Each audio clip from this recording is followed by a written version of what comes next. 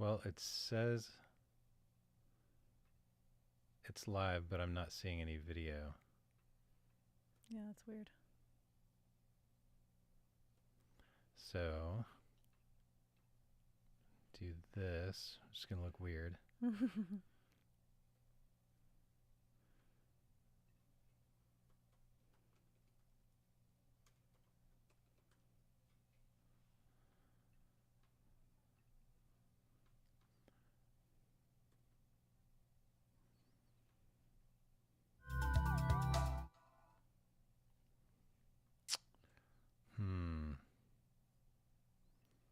me check something real quick.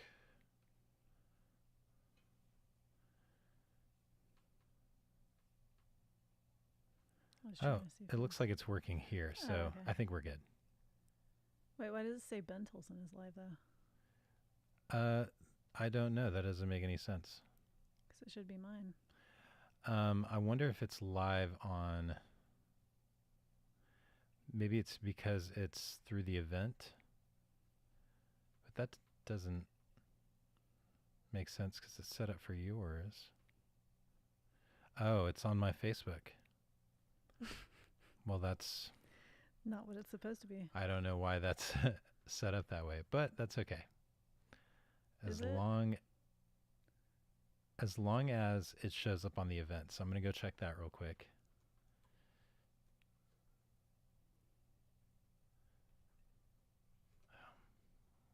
But now it's not going to show up at on my page at all. You can share it to your page. All right, so it's on this event page. So I'm going to send this link to you via text. Is that the simplest way to do it? I have no idea. And then you can copy it. You should be able to copy it. All right. Sorry, we're just working out some technical things, but we will get up and running soon. Let me just make sure that it's working also on YouTube.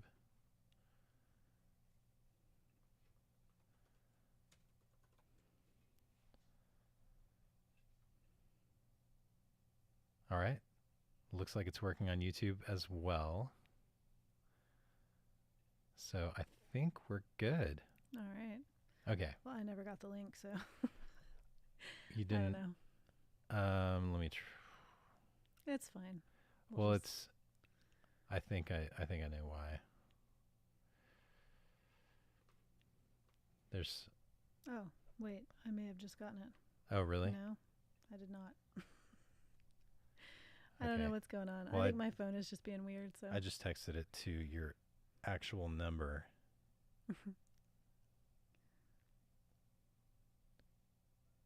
So there, that should work. All right, off to a great start, everyone. Yeah, we are. It's digital stuff, you know? Mm-hmm. Yeah. I think our internet might be weird. That would not surprise me. It's not working.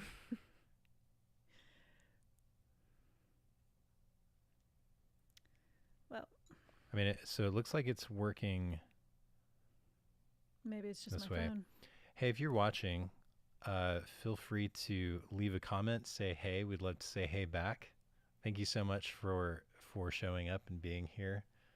Yeah, it might be your phone if you toggle the internet on and off. That somehow that helps. I have found. I should have gotten some like spooky music. Mm-hmm.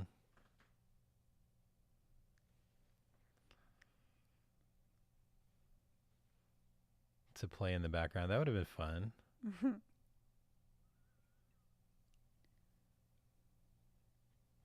Turn the volume up just a little bit because it's kind of quiet.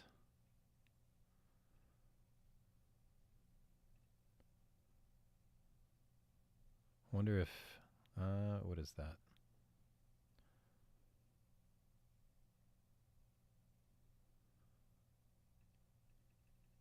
can bring that up.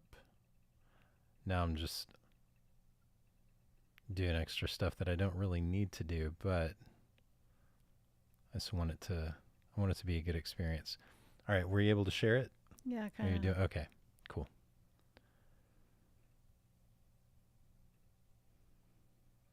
All right, so welcome to a kinda spooky little book party. Today we are celebrating the release of a brand new book Mm-hmm. in the, is it the Pen Files? Yeah, it's the Pen Files is series? the series. Mm-hmm. And the first book of the Pen Files series is this one that is on the table here next to us, The Legend of Woman Hollering Creek. Yeah. And so if you haven't read that story, you should definitely check that out. I'm curious, if people have not read this one, will they be missing some important things for the second one? Not really. I mean, there might be some spoilers in the second one, but it wouldn't be something where they'd be confused or anything. So, Okay, cool. yeah. Yeah, so I would say definitely read this one first. We got to read it together as a family. It was super fun, a little spooky. Yeah. Not too spooky. Middle grade readers are kind of, they don't like things terribly spooky, but they like it just a little bit. So, Yeah. and the one that's releasing today, The Ghosts of Kingston Estate, is just a tad bit spookier than The Legend of Woman Hollering Creek. I guess depending on what you view as spooky. Like, The Legend of Woman Hollering Creek had a ghost who could drown you in the waters of Woman Hollering Creek. Yeah, it's kind of creepy. And The Ghost of Kingston Estate features several different ghosts in a house. So, if you think living with ghosts is a little more, a little scarier than a ghost who lives out in the woods who could drag you into some waters, then I'd there you love to be able to share the cover, and I wish yeah, I we had don't have a copy of the book right now, but done this before, but I want to see if I can find a way to share this with y'all live. So bear with me for just a moment. It shouldn't take me too long. I think this is where I've got it. Okay. So I'm going to put it in the middle of the screen. Let's see if it shows up. Oh, I know what I need to do. I don't know There how we to do go. this. Oh, there you go. Yep. So this is the cover for the Ghosts of Kingston Estate. And well, okay, so before we get into this, I do want to talk a little bit about what we're going to be doing today. So we're going to have an author Q&A that I'm going to conduct. I'm going to just ask some questions and have a little bit of conversation about the new story, the new book. And then we have some ghoulish treats that we looked up. We're going to share with you some kind of Halloween spooky themed little treats you can make for your families. We were going to do a spooky game. Oh, yeah. We We ran ran out of time. We ran out of time. But it's a fun game. I'll describe it real quick. It's just a mystery box kind of game. You put some materials, some kind of food or something like Yeah. that. So for example, you could peel the skins off of grapes Yeah. and put the grapes in the box, and the person reaches in and you tell them, okay, that's eyeballs. And so it's Yeah. We did stuff that like when that. I was I think in, for brains you could do oatmeal or yeah. cold spaghetti. Ew. Yeah, We It did was- that when I was in elementary school. it was In going to our be a lot library. of fun, Mm-hmm. but we didn't have time to do it. And then we're going to talk about a special discount that's going to be available for folks who want to purchase the book. So, but first, let's talk about this book cover real quick that I've got up on the screen. So, for all of your self-published books, I think all of them, I've designed the covers. Yeah.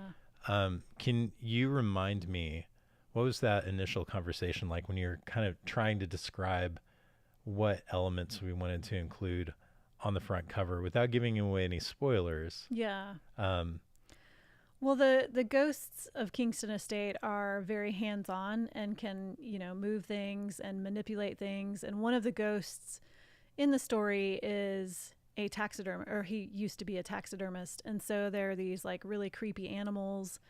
So, like stuffed animals, and not just like, cute little teddy bears and stuff. I mean, these are bears and wolves and coyotes and bats, and he even stuffed some spiders, which is fun. Can you do that? I mean, in my story you can. So for the cover, I wanted it to be something where we kind of encapsulated all of the elements of what the ghosts were kind of doing to Julian and Bella, who are the main characters, to scare them. And so I remember you and I talking about, they enter this haunted house contest, or they don't, their mom does. And they don't actually, the decorations for the house make it even creepier than what, it is normally. Yeah. And it's like this old leaning mansion-y kind of house. So it's creepy to begin with. And so you and I talked about what the decorations on the house would look like, and there are signs that say "keep out" and things like that. I think I got some inspiration for some of that from some of the people decorating Halloween around our neighborhood. Yeah. I've been working on this story for like a year, so yeah, we kind of took some inspiration from that. And then one of the main characteristics of the house is that they made the door kind of look like this monster where the arms or I guess it was the arms and claws were coming out from under the door, and just made it look really, scary, like you were disappearing into a monster's domain. Yeah. So that was our conversation, really. I was trying to describe, I think I actually read the passage to you where I describe what the house looks like, and then you were kind of taking notes and trying to draw those things. Yeah. So it was, I mean, if you look at the cover, it's just a fun cover to look at. It was a really fun cover to design. I just enjoyed kind of giving the house some personality. Personality and making it a little bit scary. I don't know if I can do this and zoom in, you can see the pumpkins are like one's happy and one's frightened. Yeah. You got you some can of see the ghost in the windows. You can see some of the other details. Yeah. So, I always love doing like moonlight and trees and stuff like that. So it was a lot of fun. So I don't know, should I just keep that up there? Maybe like up, make it look like it's set it next to the woman hollering creek. Yeah. There we go. Side by side. Great. There you go. All right. Awesome. So yeah, it was a lot of fun. I really appreciate that I get a chance to work on that, kind of collaborate with you a little bit. Yeah. On the cover. So, and as I'm doing the Q&A, if you have any questions for Rachel about the book or about this book series, feel free to pop that into the chat. I'd love to address those. So, my first question is kind of, because we haven't really had a chance to speak to this for the series itself, but what was kind of the inspiration behind writing kind of a spooky, scary story in the first place? Well, it was really our kids. They're always looking for new scary stories to read, and so I know one of them, I can't remember which one, kind of challenged me. It was like a little challenge. Hey, I challenge you to write a scary story. And so for years now, I've been wanting to write some kind of, scary series. So I've been doing research about the haunted places around San Antonio and things. And I always have these little details when we go visit places that stick out in my head. We pass a hotel, and I tell our children, this is one of the most haunted hotels in Texas, and tell them the stories. So I have all these like facts and stories in my brain. And one of the ones that kind of latched onto me was the Legend of Woman Hollering Creek, which, is a lot of, it's told in a lot of different cultures, but there's actually a woman hollering creek here in San Antonio, or just outside of San Antonio. And if you saw any of the videos that we produced when that book published last year, we actually visited the location of Woman Hollering Creek. And that was kind of the inspiration, because when we would go visit my family, we would always drive past this sign that said Woman Hollering Creek. And I remembered the story. And so I finally decided I'm going to write about these two kids who are living in San Antonio and who live kind of out in the middle of nowhere. And there's this creek that runs behind their house, and it's Woman Hollering Creek. And so that all snowballed into the story that is The Legend of Woman Hollering Creek. But then when I was creating that story, I had to create a new place for them to live because they were moving here and they were new. And I guess my brain always goes to like the spooky haunted mansion kind of thing. And that's probably because a lot of the stories that I read when I was a kid were Mary Downing Hahn and some of those. And so I feel like I kind of channeled a little bit of Mary Downing Hahn for the Ghosts of Kingston Estate. So I remember driving past that sign several times, and I had having no idea what that story was about. But we did make a super fun video for that one location and for several others. So if you want to check those out, you can go to youtube.com/Rachel Tolson. And I think they are some of the more recent videos that you have posted on that channel. So you can, even though they were a year ago. Yeah, you can check out that series. So awesome. All right. So my next question is, as you write these characters, I know with several of your other stories, you kind of infuse your personality and maybe some of your experiences or experiences that people close to you have had. What were some of those experiences, or kind of personality features that ended up in your characters for the series? Well, so the Pen Files, it features two siblings, and Julian is the older sibling, and he's a little bit of a scaredy cat. He doesn't like scary things. But his younger sister, they're about 11 months apart, and his younger sister is very much let's go banish these ghosts kind of person, and does things without thinking. And so he, as the older sibling, he always feels like he has to protect her from that impulsivity, and at the same time protect himself from having to interact with ghosts and anything that he sees as scary. So I think he's probably a little bit more, I think there's probably a little bit of me in both of them. I really don't like scary things, and I would do whatever I could to avoid them. But I also feel like there's a little bit of me and Bella with, when there's a problem, you try to solve it. You don't just hide from it. So I think I think authors tend to write people they know into characters, but they also write a lot of themselves into characters. And I feel like that's what I did for these two. Plus we have multiple personalities here in our house that I can pick little things from. Julian does have anxiety, which I also have. And so I did channel some of that for some of his things too. So that was fun. I think writing your anxiety into characters actually helps you deal with your own anxiety. Yeah. And that's kind of what scary stories do too, is, they take your fears and you can write them in a way that feels safe for you. So I guess that's another, this might be a question you ask, but with the Ghost of Kingston Estate, I lived in several scary houses as a kid, and I channeled all of that. Like all of those fears that I remember having, they're all in this book. Yeah. I remember growing up having a couple of experiences that were like that. I had either seen a movie or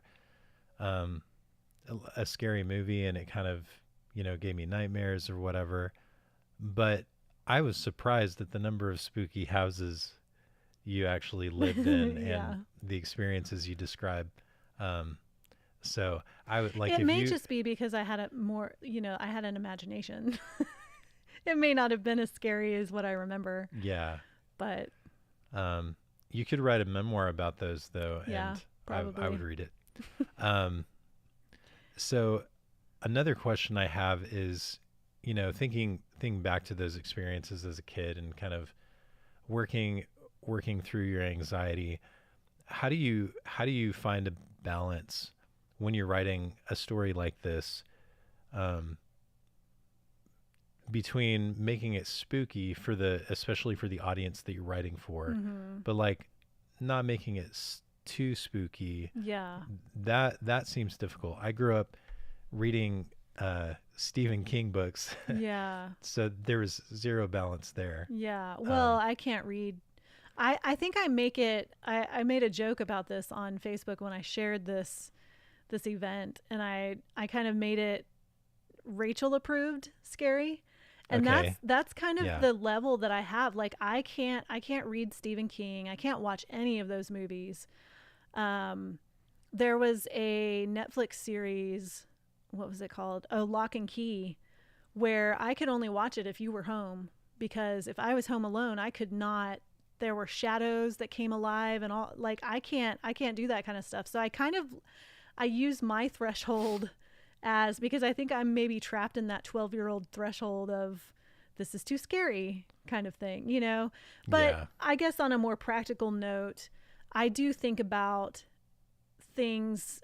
I don't know. I feel like I have a good grasp of the 12-year-old and 13-year-old mind and some of the things that are scary to kids, because I think those were some of my most difficult years, and maybe I just have more of a memory imprint of those years, so I can, I can use that as what would little Rachel have thought was a little too much, you know? mm-hmm, And sometimes I think of that. Sometimes I think of our kids, like what could our youngest handle, or what could this person handle? We have some who are, they love that kind of stuff more than others do.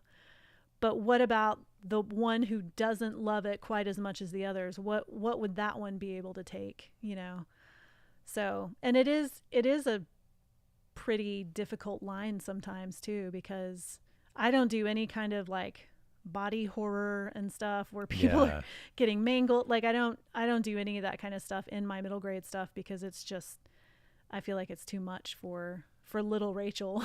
mm-hmm, And, maybe some kids could handle it, but little Rachel couldn't, yeah, Psychological stuff, I don't put any of that in my middle grade, mm-hmm. because Yeah, even big Rachel has trouble with that. So that's the stuff that still gets to me the most for sure. yeah, yeah. So this is all like straight up ghosts. They're not trying to manipulate you or anything. It's just like, it's the old fashioned ghost story Yeah. kind of thing. Who were some of your biggest influences? Uh, you know, getting a little bit into the scary story genre. Yeah. It's a little bit different from the style of writing that you normally do. What were some examples or inspirations that you kind of drew on that that influenced your style? Well, when I was a kid, I read a lot of Mary Downing Hahn. Best one that I remember was Wait Till Helen Comes, which was the very first time I ever saw a step family presented in literature, and that, Mm, I had a step family, and it helped me feel like I was seen. And that's really the only spooky ones that I read as a kid. My brother was all about Stephen King, but like I said, I couldn't read any of that. But in more recent years, I've really loved, like, Jonathan Auxier has The Night Gardener is really, really good. Jonathan Stroud is probably one of my favorites, and he wrote all of the Lockwood and Co. books, which are phenomenal, about some ghost hunting kids. So those were probably my biggest influences more recently. I'm sure there are many more, and I just can't. I just read Root Magic by Eden Royce, and that one was a really, really good one too. So it was all about the old root magic, which is kind of called hoodoo stuff, and it was really well done. So a lot of those I read very, very broadly and don't always just read scary stuff, but I think kids need a little more of that. Yeah. Yeah, it is. It's interesting to me. I'm curious to hear your thoughts about, and you talked about this a little bit, how writing these scary stories has been sort of therapeutic for you in a way, helping you work through your anxiety. What do you think the value of scary stories is for young readers in terms of, like I would imagine as I was kind of drawn to scary stories because part of me always knew that it was, okay, this is just a story. Yeah. Well, I think it helps us to, it helps us to see our fears on the page and know, I guess in some ways it helps us not feel as alone because there's this character, even though this character isn't real, there's this character who's going through it and trying to find resolution at the same time that we might be trying to find resolution with something similar in our life. Even if it's not a ghost, it could be a quote unquote monster that we feel like we're facing. Yeah. So I think it provides a safe place for kids to examine their fears and sometimes, it also provides an escape from the scary things in our life. We get to pick up this book and read about the scary things that someone else is dealing with. And that helps us with our own scary things, but it also helps us take time away from those scary things. Yeah. So, when I think about little Rachel, when I was 12 and I was picking up Mary Downing Hahn, I think a lot of it was just, to escape and to feel not quite as alone and to know how to handle those difficult things that it may not have been a ghost, but it was something big that I didn't know what to do with. And sometimes having those stories, even if it doesn't directly relate, can help kids feel like they will make it. Mm-hmm. Yeah. So. That's really great. So we have a question. The Altmans are watching. Hello. Hey. So Levi wants to know what age you recommend for these books. So I'd say it would be anywhere from 8 to like 13, probably. Okay. So I would feel completely comfortable reading this to our 8-year-old. So yeah, he read The Legend of Woman Hollering Creek too. So yeah. So it's not, it's not super scary, but there are some, I can't just write a ghost story. There have to be like deeper things in there. So, the main character is kind of dealing with trying to find himself and a coming of age type thing, Yeah. Because all my characters have to have some kind of thing besides a ghost that they're fighting. Right. Well, and so speaking of those deeper things, you could either do this for this is going to be a challenge. You could either do this for each book or you could do it just for the series overall. But I'm curious to know if you could sum up the major theme in a single word.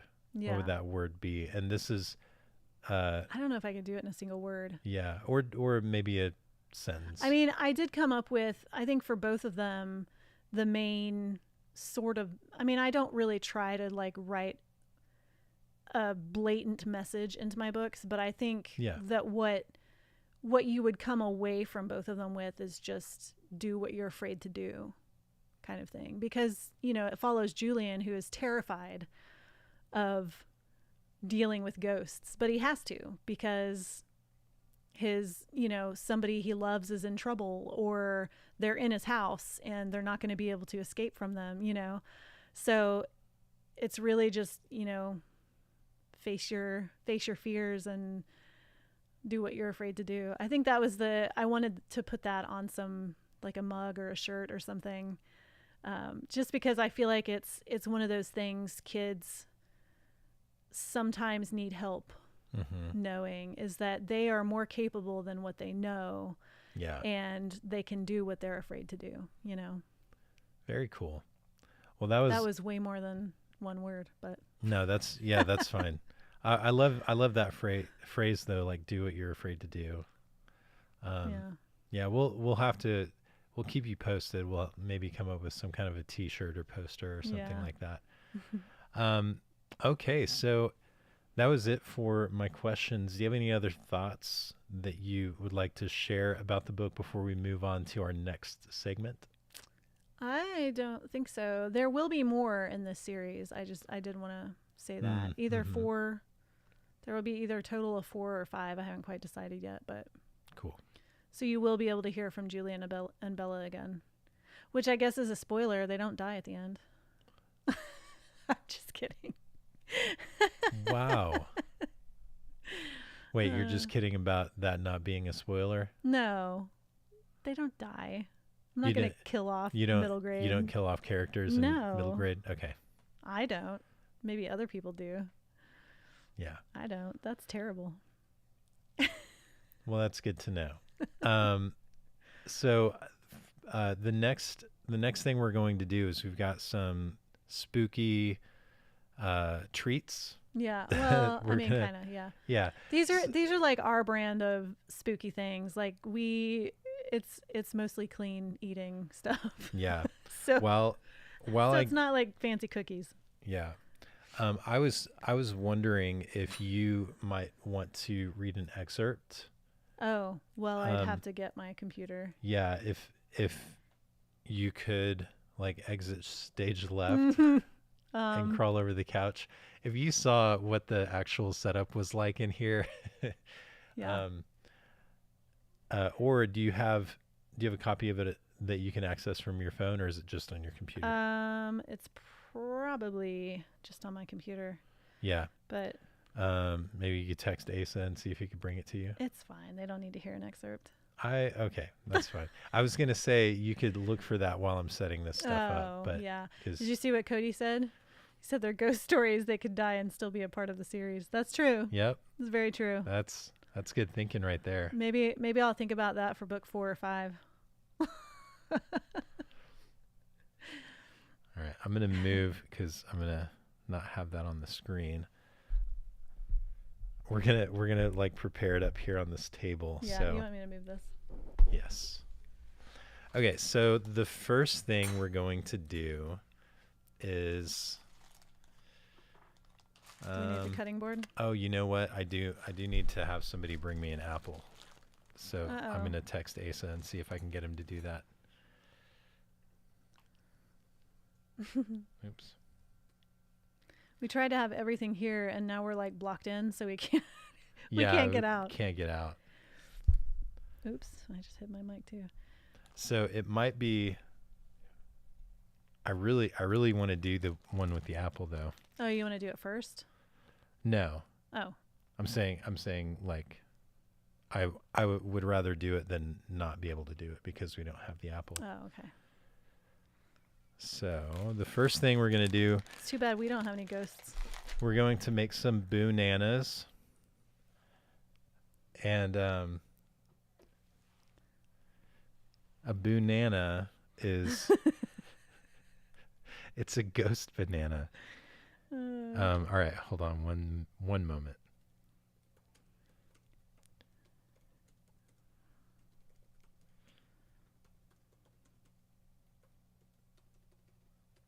We are not Pinterest people, by the way. So this is going to be fun. These are like this really simple. I'm going to bring this cutting board I did over. look at Pinterest, and I went through it, and most pictures I was like, nope.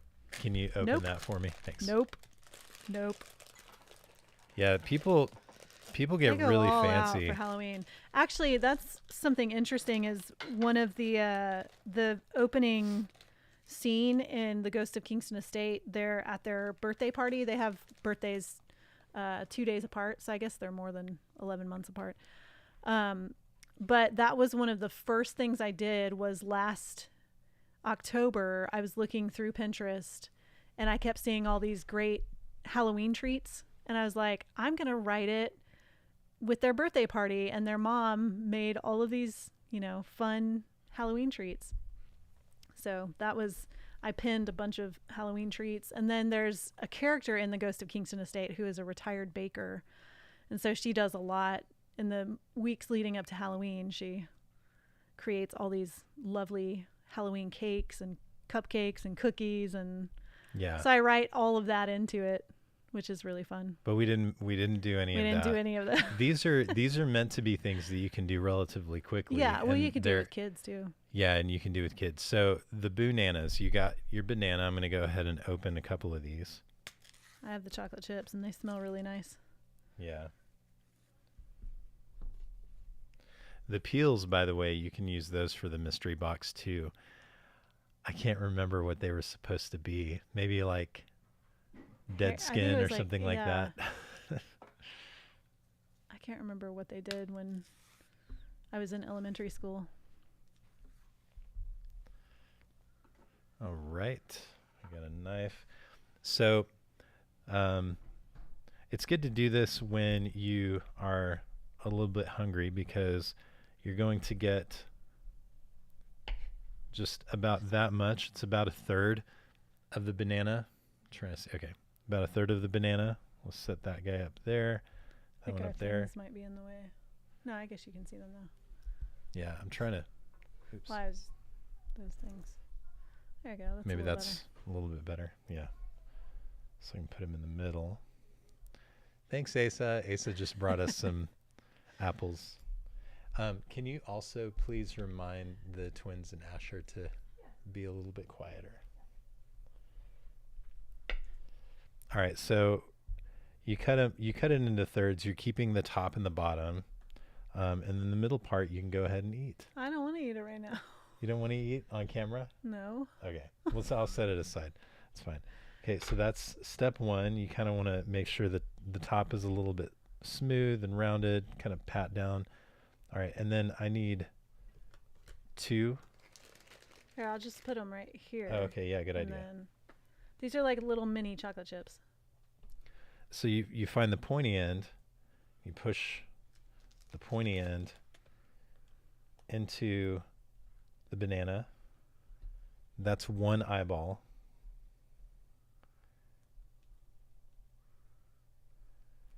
And 2 eyeballs, and now you've got a little ghost. It's a boo-nana. Oh my gosh. What if you had big chocolate chips? Ooh, that one had spaced apart eyes. Those wonky eyeballs. Yeah, that one's the wonky Yeah, one. you could use big chocolate chips for the then mouth. they'd look like they were really big eyes. Yeah, you don't want to go overboard with the chocolate chips because we're trying to pass these off as healthy snacks. Yeah, that's true. So there you go. You got some. That was super easy. Yeah, look at that. You see it? Okay. The one with the wonky eyes. I love it. Actually, I'm going to move them back here because for our next one, we need to make some pumpkins to go along with this theme. So can you peel one for me? Yeah, sure. Are we done with the chocolate chips? Yeah, you can set those aside. All right, so we've got these are the little cuties. Yeah. What are they? Valencia? They're like mandarin. Or mandarin oranges. Mandarin oranges. So I'm going to go ahead and peel those.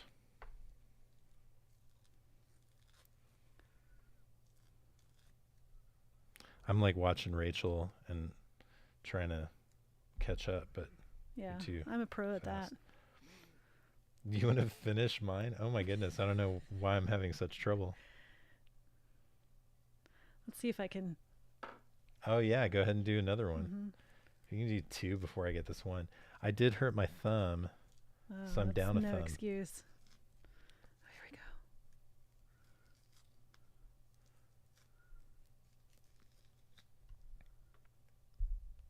go. Boom. Whatever. Okay, so. I can't do it in one ring though, like some people can.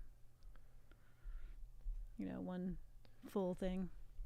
All right, so those are the peeled oranges, and you're like, well, Ben, that doesn't really look like a Oh, pumpkin. wow. Good pumpkin. Yeah, but here's what you do: you take a celery stick. We're gonna cut a little stem for each of the pumpkins.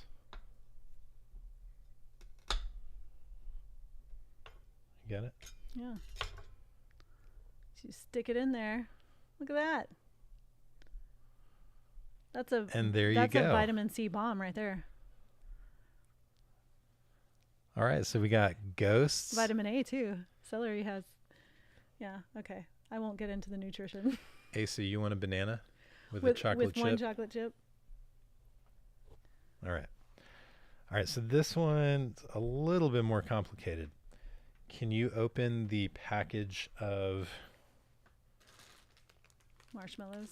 Oh, great. All right, so these are zombie gums. Or zombie mouths. This is zombie mouth. Zombie jaws. I'll show you. That's what Jay said we should Zombie call it. jaws.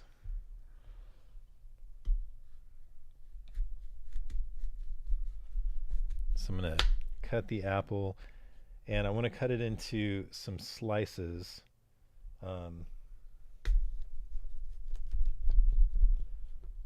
I don't think I did this right, but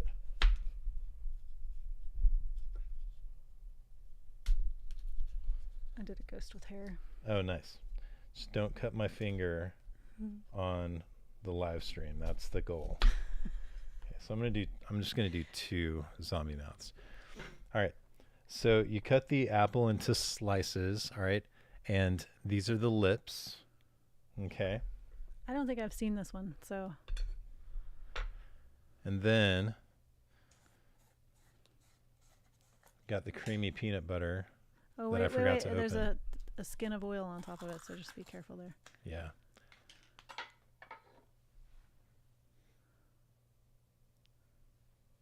That better not drip. Oh yeah, I know. It's precarious. Okay, so I'm gonna put that on there. Oh goodness.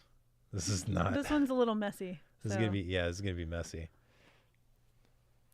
All right, Can and then can we move the ghosts back? Yeah, sure. And the pumpkins. They don't like being moved back. Okay. So I've got the bottom lip with the... Oh my goodness. I need a napkin. Okay. So then we're going to put the teeth on. Yeah, okay. So you just put it like that. Oh. Yeah. Huh.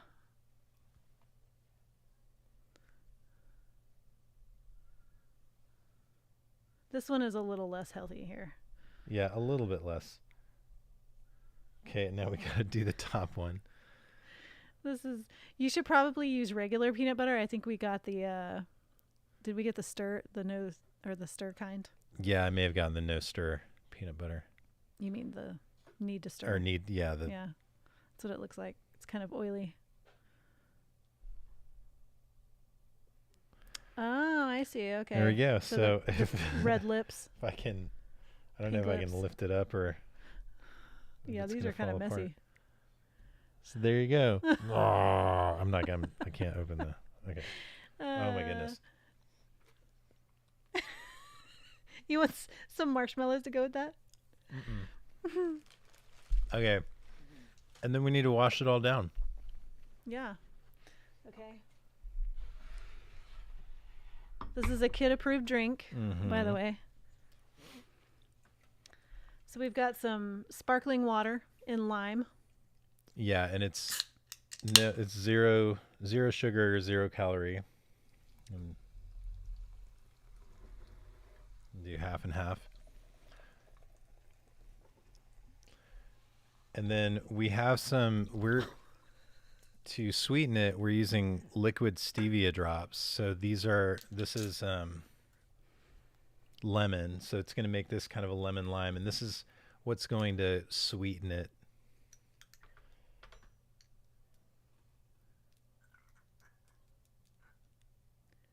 I think it's a little old. We've had that one for a while.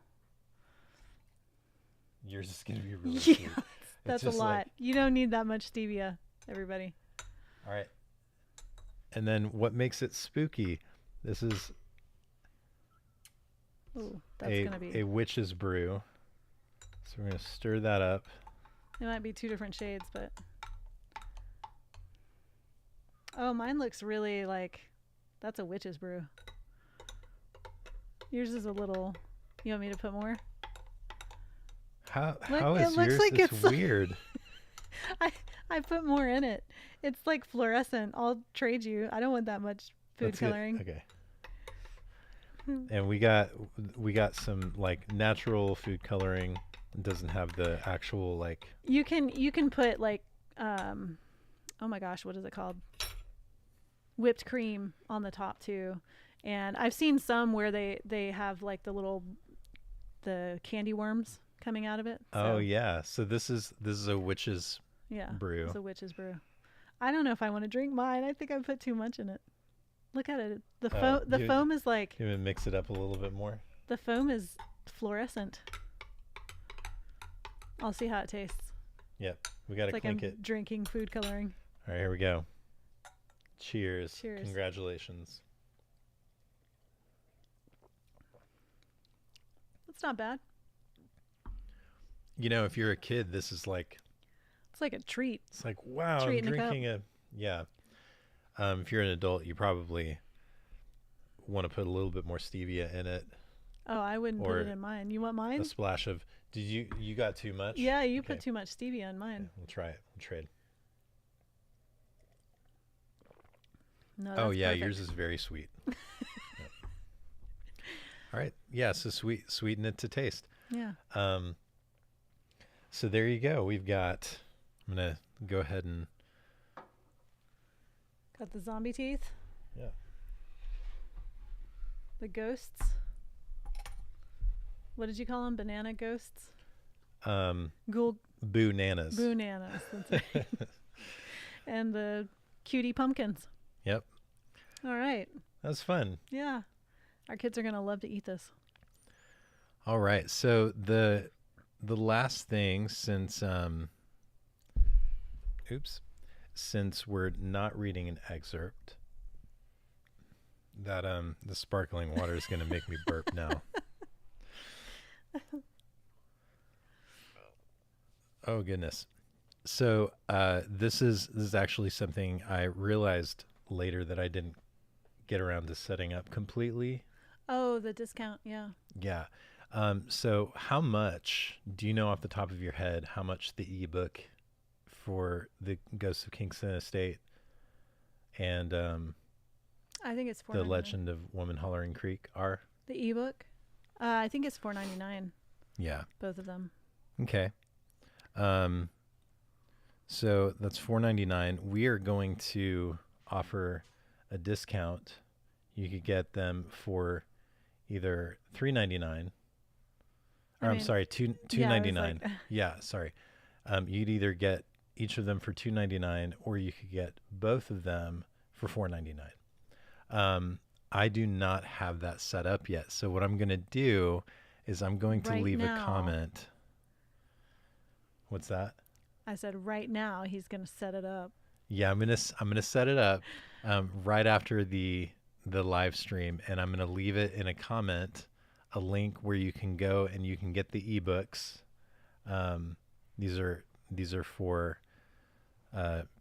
we'll have files for Kindle devices and for ebook or Apple devices. I think they're both the same now. I don't think. Are they? Yeah, I don't think Kindle does the.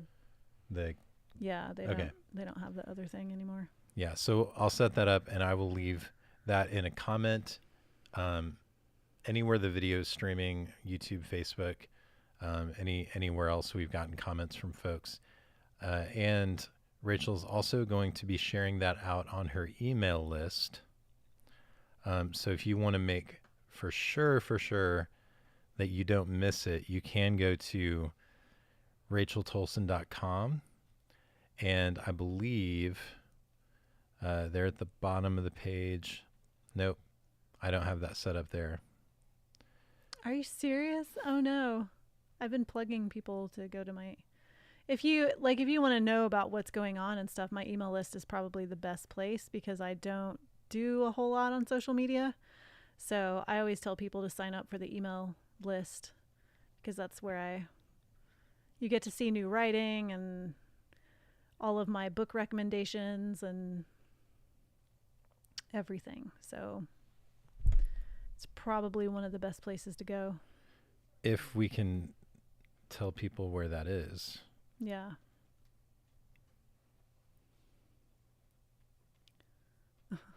All right.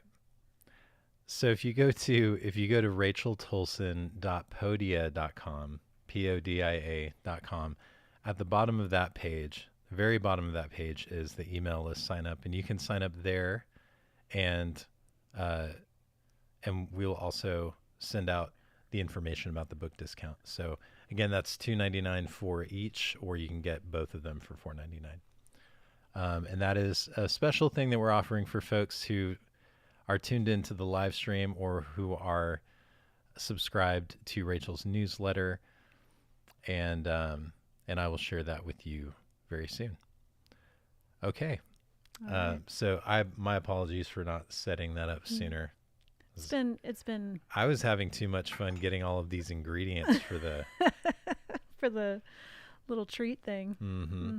Yeah. So, all right. Well, I think that's it. Is there anything else we want to let the folks know before we sign off? I don't think so. Okay. Well, Asa's got Asa's in the room with us. What do you want to know? Could I try the drink?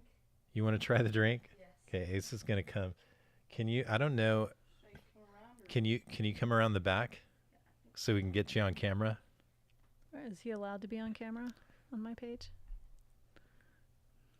All right, here we go. You might need to lean down a little bit. Okay.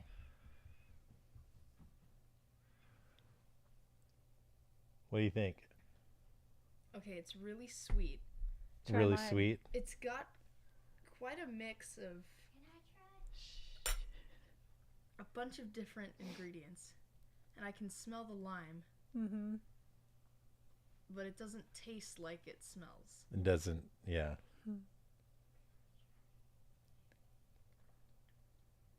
Mine's a little less sweet. Yeah, I think that has a bit more of the, either a bit less of the stevia or more of the sparkling water. Yeah. It's probably less both. stevia. Yeah. All right. Yeah. Thanks, Asa, for trying that out. Yep. Okay. Well, that's going to do it. Thanks again for watching, Yep. for tuning in. We'll share that link with you here shortly.